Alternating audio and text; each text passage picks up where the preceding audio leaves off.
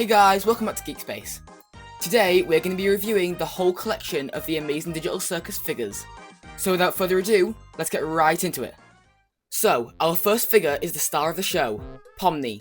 Right away, the first thing you notice is that they really nailed that permanent state of panic in her eyes. Her pupils are perfectly off-center, which gives her that classic frantic look from the pilot. It's not just a generic stare, she looks genuinely stressed. Her red and blue jester suit looks great too. I also love that she's clutching her hands together. Most figures just stand there like statues, but this pose really captures her whole personality. Size-wise, she's the perfect height. She's small enough to look totally overwhelmed by the rest of the circus crew. If you're only going to buy one character, it's probably going to be her. But honestly, she looks way better once you have the rest of the gang surrounding her. Next up, we have the ringmaster himself, Caine. Honestly, this is probably the most impressive figure in this entire set. It's basically just a giant pair of eyeballs inside of a mouth. And they actually managed to make it look stable. The teeth are nice and bright, which means Caine's been brushing. And the eyes even have that weird, intense stare, which makes you feel like he's about to announce a new terrifying adventure. The detail in his outfit is solid too. He's got that classic red tuxedo jacket with the gold trim. And he's even holding his little conductor's cane.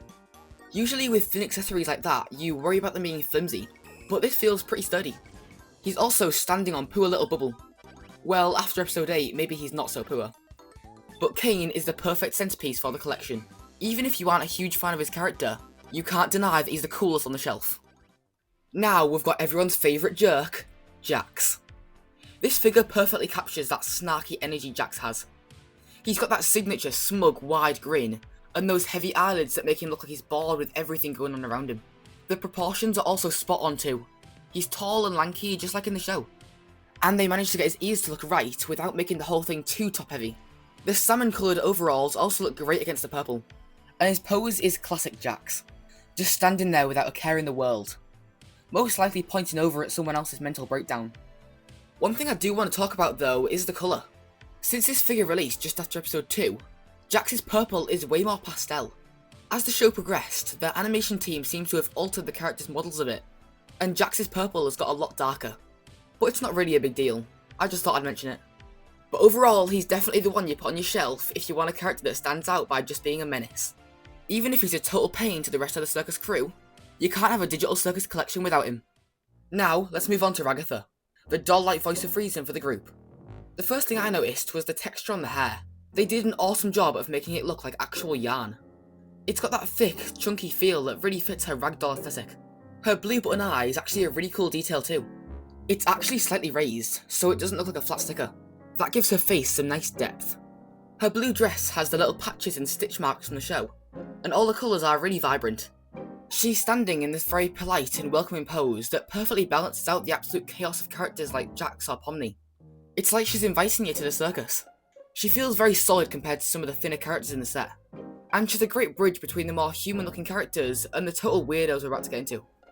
If you're building a display, she's basically the glue that holds the whole circus crew together.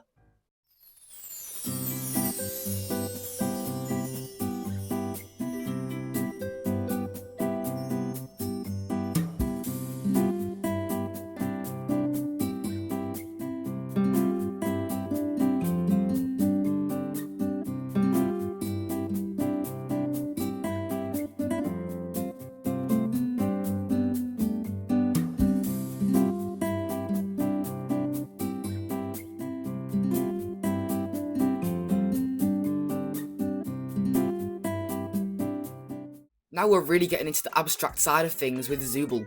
This is honestly a wild piece of engineering for a figure. Since Zooble is literally made of random pieces of junk, there's a lot going on here.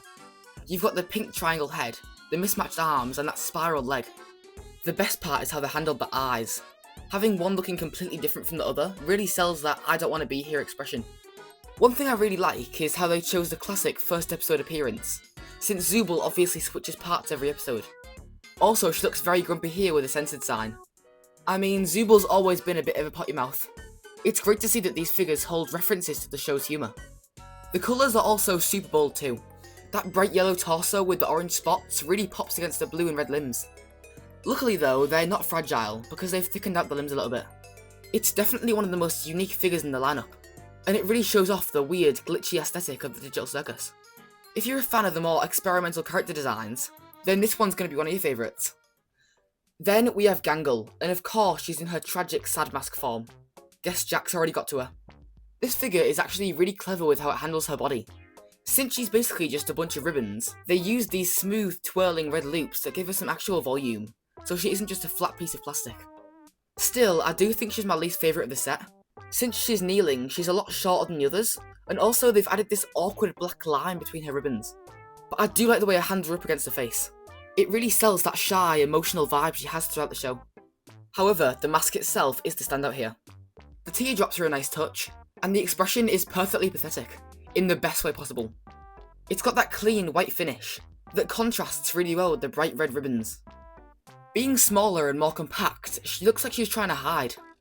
She's definitely the must protect character of the group, and just having her sitting there on the base adds much more personality to her. If you're a fan of the more emotional moments in the series, then you're going to love this one. Also, if someone from the marketing team's watching this, I'd love an episode 4 Gangle figure.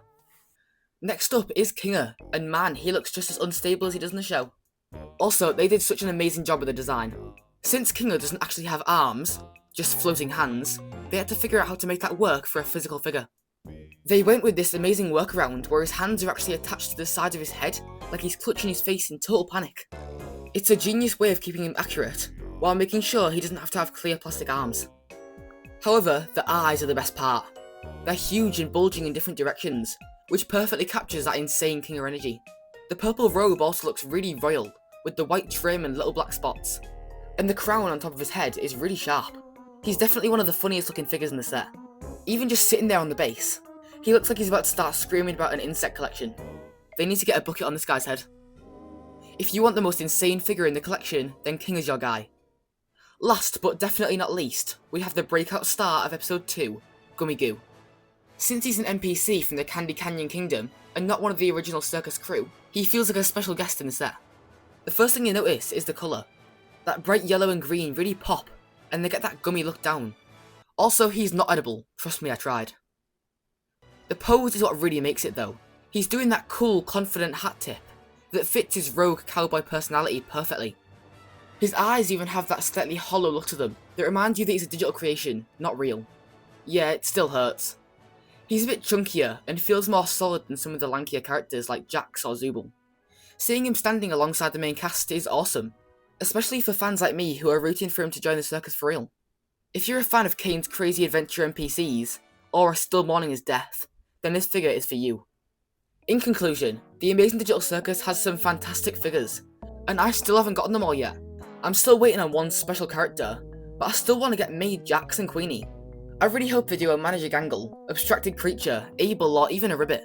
There's still tons of amazing characters that people want in their collections, but what we have right now is already peak. Alright guys, we've reached the end of today's video. I really hope you enjoyed it. But now, I want to know what you think. Which figure is your favourite? Who should they make next? Let me know down below. But anyway, I hope you have a great day, and I'll see you in the next one. Goodbye!